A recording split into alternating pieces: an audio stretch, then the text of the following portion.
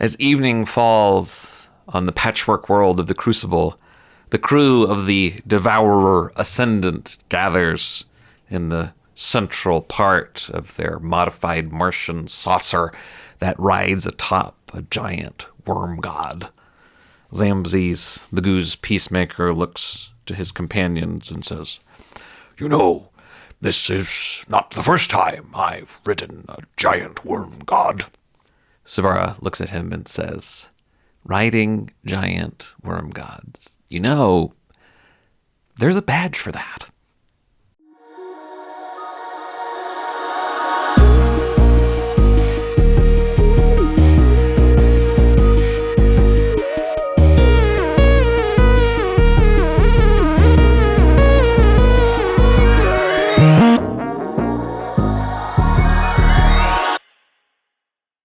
Hello and welcome back to Sphere Hoppers. I am your host and storyteller, Royce Rosewood. We are making up a story as we go along with some crazy characters from a bunch of different worlds and a world that is itself a bunch of different worlds.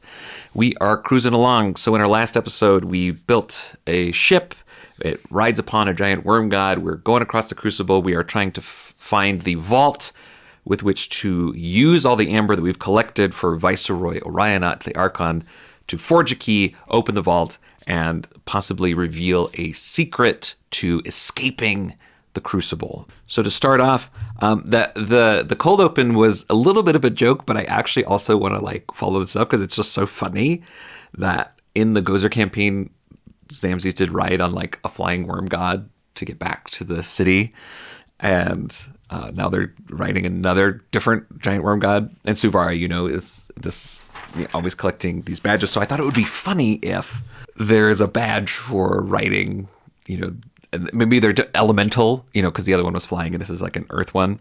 The question that I have is, how many of these elemental worm gods are there? I don't know if we're actually going to be able to achieve this, but I'm going to ask how many more are there, and I'm going to roll a 10-sided die. 5. Okay, there are 5 more elemental worm gods. I'm going to make this a thread for Zamzes that if he can, find the other 5, I don't expect that we'll put a lot of effort into seeking them out, but it's just funny for me to know. So Zamzes looks at Savara and says, "Really, there's more?" Savara says, "Yes, if you can ride all 7 of the elemental worm gods, you get a special badge." It's not even something I'd ever thought about because they're so amazing. To ride even one is an immense feat. You're 2 out of 7. You're on your way.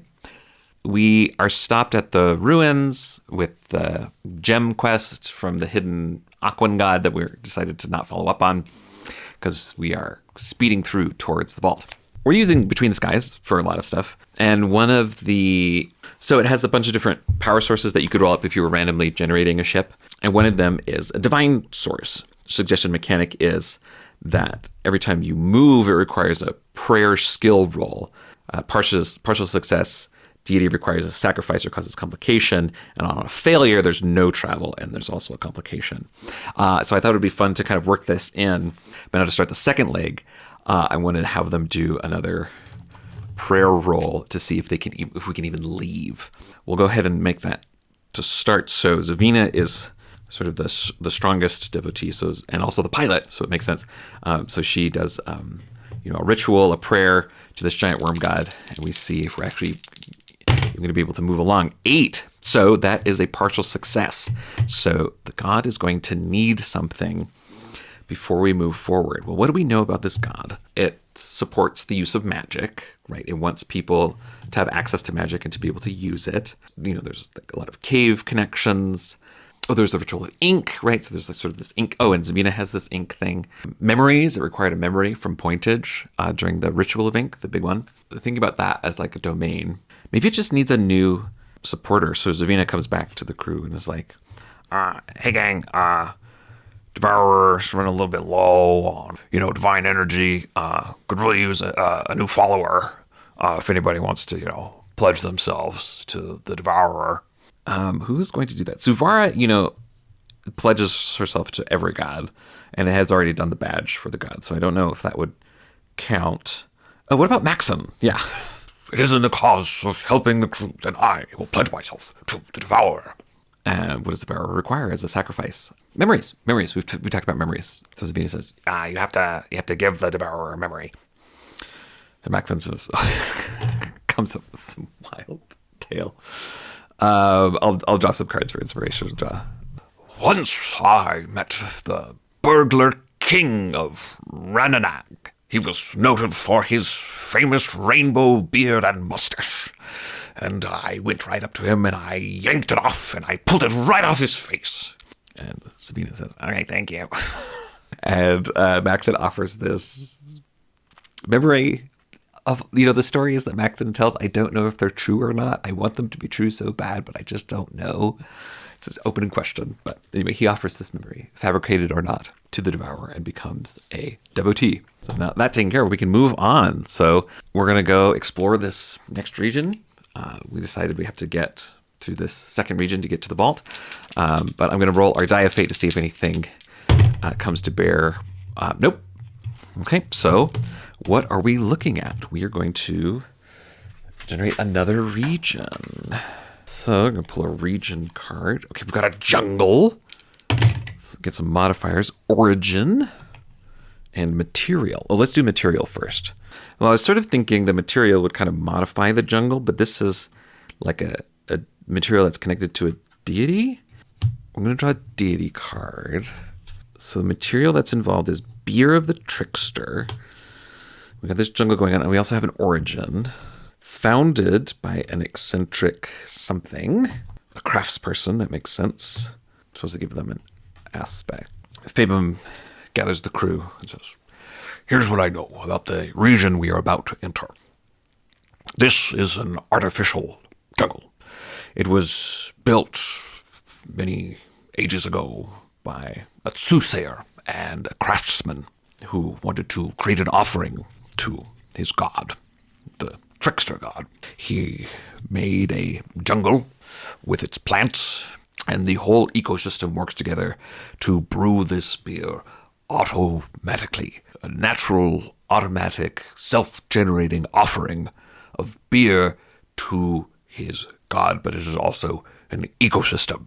I have been advised that it's generally unwise to drink this beer, but you have been warned.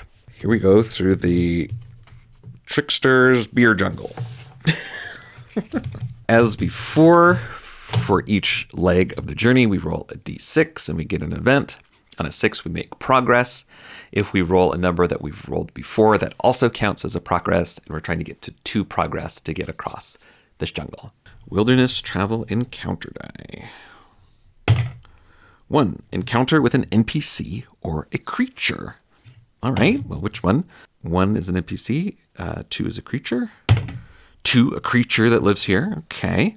We could either generate it with Between the Skies, or we could use the Lore Master's deck. So 1 for Between the Skies, 2 for Lore Master's deck. Okay, we'll generate it with the Lore Master's deck. Okay, there's a reptile. Fire. This says it's the reptile of guile. So I think we might just call it the rep guile. And we're going to give some secondary traits to this. A carapace or exoskeleton, so it's armored. It's got a tail with a stinger. The whole ecosystem is built around this sort of brewing. So I'm imagining this carapace that's segmented, and this liquid that's coming from some of the plants, right, is pouring down, flowing over the shell, and then it's got this stinger tail, and there's some component in the tail, a poison or something, that gets dropped in. This is part of the whole brewing process. Is this creature? And there's reptile of guile, so kind of tricky, maybe a trickster. I'm getting maybe like Sphinx vibes, like maybe they have to do a riddle, some kind of other test. Does the rep guile have a test for the crew to allow them to pass? We'll call that likely. Okay, 2. Yes, okay. So it might be quite elaborate. The worm is traveling, and we're leaving this desert area. We're coming upon this jungle, and they see this presumably giant shelled lizard with this stinger tail. It's part of this whole brewing process, who says, yes, Welcome if you wish to pass through the jungle of the Trickster's beer.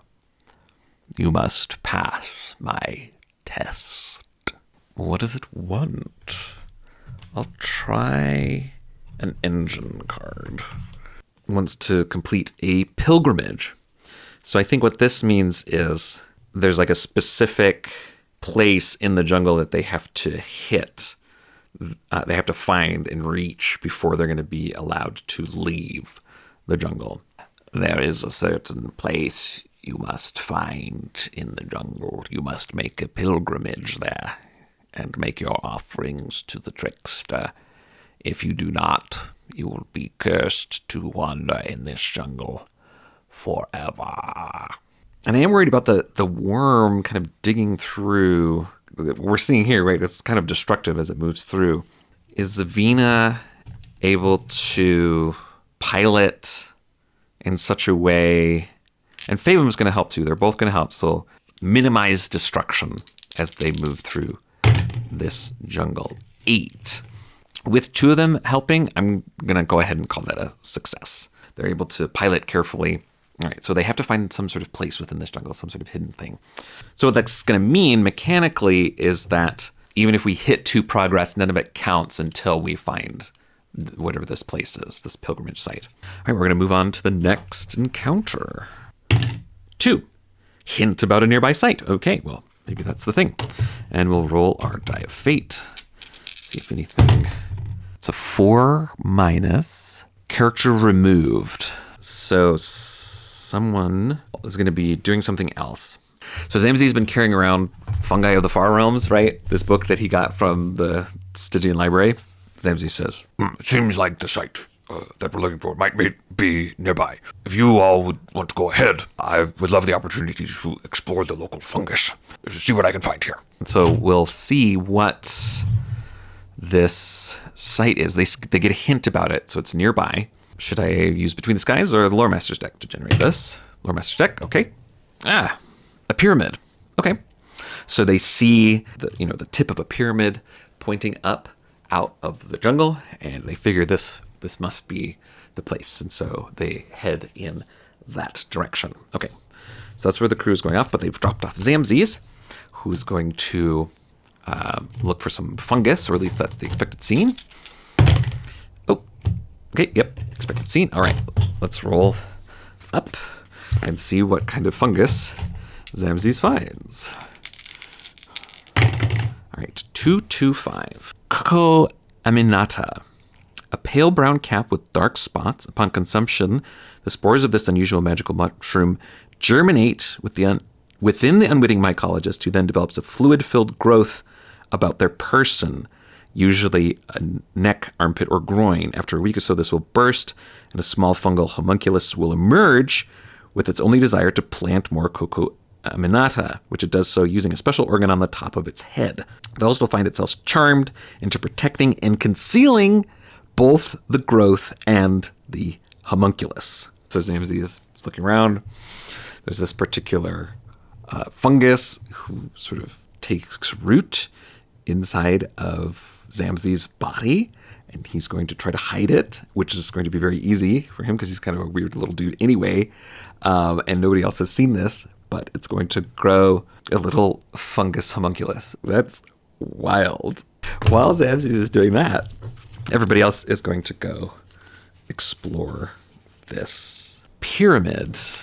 We already kind of know what this... I don't think we need to roll the encounter die. We'll let the die of fate sort of tell us if anything modifies this or changes this. 4 minus. Okay, so somebody else... Uh-oh, I don't like this. Somebody else is peeling off. Okay, I think maybe somebody will just stay with the ship. That could either be Zavina or Macthon. So roll a D2. Okay, Macthon's going to stay with the ship. I'll stay with the ship. The rest of you can go explore the pyramid, see if it is the pilgrimage site. Zamzi's out getting infected with fungus. Macthon's staying with the ship. I'll draw a secondary location card. Give us a trait about this pyramid that becomes clear. Oh, disguised as a different kind of location. So I'll kind of flip that. It looks like a pyramid, but as they get closer and explore it, they realize that the pyramid is actually a disguise for something else within it. Straw. And it is dock. There must be a river that runs through underneath, under the shadow of this pyramid. I mean, I want to say it's like a smuggling operation where, there's these runners coming out on these boats, smuggling this divine beer that's meant to be, this offering. Is this the pilgrimage site? I was pretty sure it was, but now I'm less sure with this sort of smuggling operation going on. I'm going to say it's very likely that this was the place that we were meant to find. This is the pilgrimage site, but we'll see. 69. Yes, it is. I think maybe the smuggling operation isn't supposed to be here. It's sort of like interfering. They see the temple. They walk up the steps of the temple. Suvara, is she able to do the pilgrimage, whatever offering? She's their Omnipaladin. Let's give her a skill roll. 8.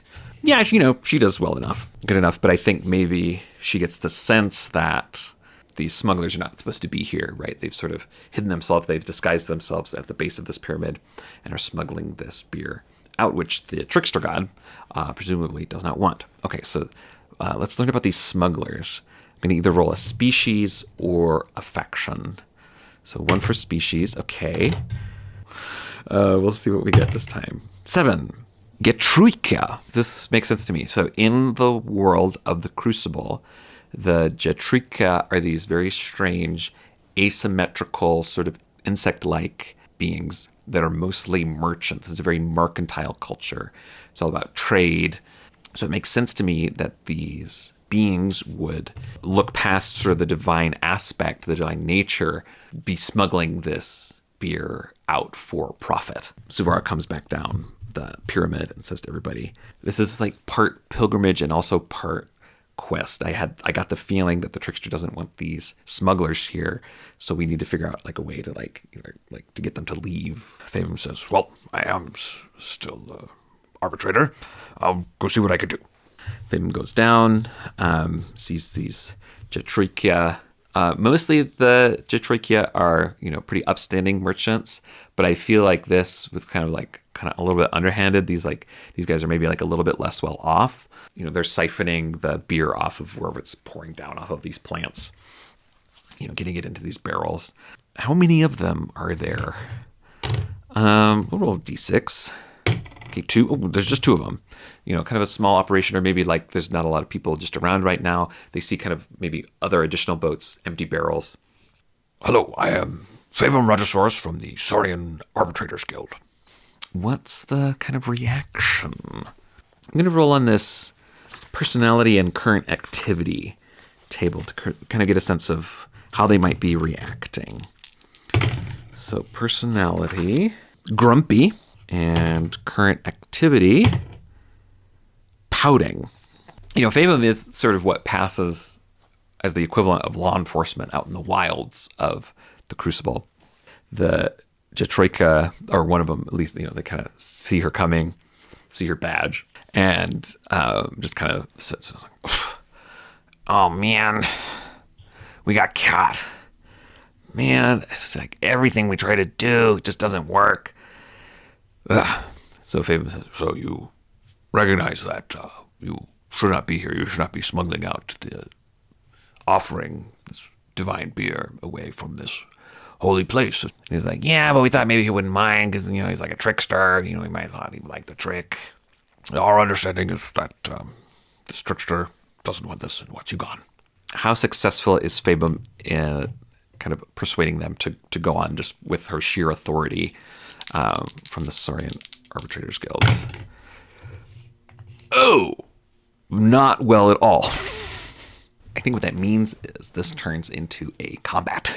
Maybe they've got some sort of kind of spears, maybe with like a little bit of, sparkling electricity or something, magic.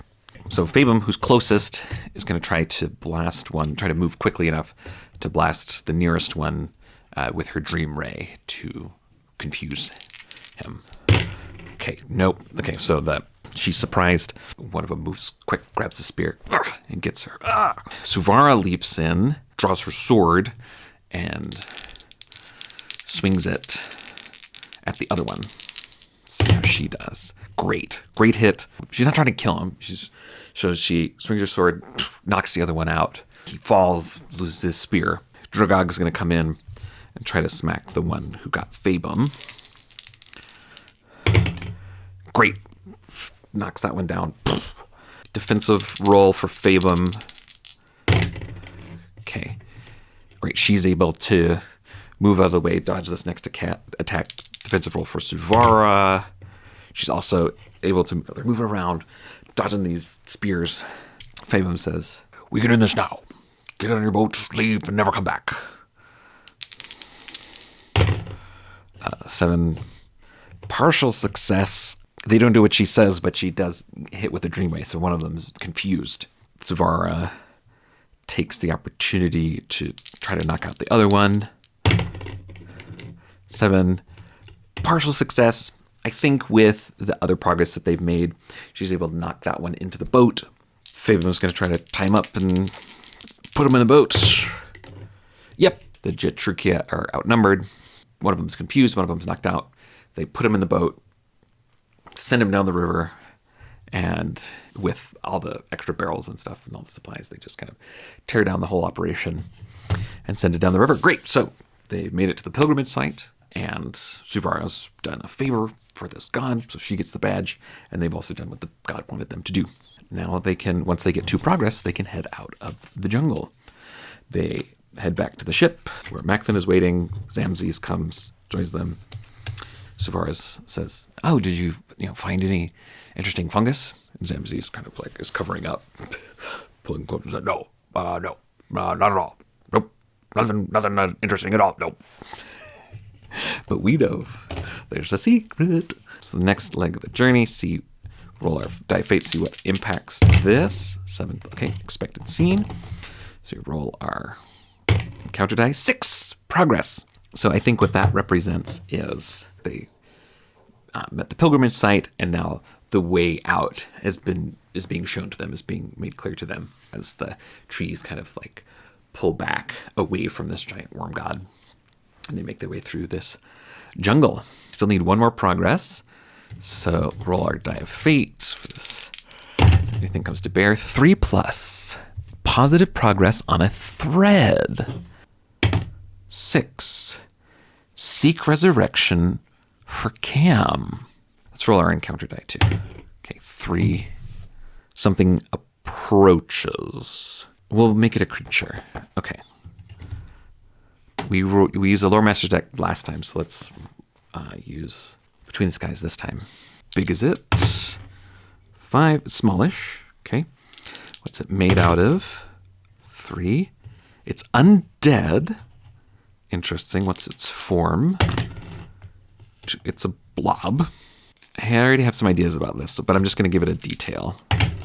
66 territories. They're going through this jungle. The path has been made clear to them. Plants are opening up. And then suddenly Fabum says, Stop. They bring the worm to a halt. Fabum says, "Look, down there." And they see this sort of like weird amorphous blob coming out of the jungle. It has this weird kind of black aura about it. Fabum says, "That's a resurrection blob. It can be used to revive a fallen companion. They are extremely rare. For one to offer itself to us in this way is surely a gift from the deity of this place." and Zamzes says, "Can we capture it?" and Fabum says, It is offering itself to us." they go down, see this blob, and Zamzes kind of goes to it and says, "Could you come with us? I've lost my star sibling and have been looking for a way to revive them. If it is me that you have come for to help, then please come with us." And it does so. This weird undead blob that moves between the territories of the living and the dead is going to come with us. And if they can get back to Cam's body, is going to allow Zamzes to revive Cam. Cool. All right. Glad we kept that thread. We're still making our way out of this jungle. Still need 1 more progress. Okay, 7 plus expected scene. Okay, 2 hint about what is nearby. And since that's our second progress, that's going to be about where, the hint is about where the vault is. All right, we generated the last location from the Lore Master's X. I'll generate this one from Between the Skies. Roll on this site table. 46, a warehouse. 51, forgotten. A detail, dust. In the distance, lost to time, forgotten, covered in thick dust, they see a warehouse, a storehouse of forgotten things and lost treasures. And Orionat appears and says, "This is the place. We have arrived at the location of the vault." And my friends, I think we will stop it there. We will pick it up next time, see what they have to do to open this vault. If there's any, other Archons who are interested, we might have to compete for it. And if they can find the things that they need to get off of the Crucible and take this bounty that Zamzes has acquired, the secret fungus and the resurrection blob. Wow, very cool. All right. Well, thanks so much for following along. As always, please like, subscribe, and share if you are enjoying this. And until next time, keep hopping.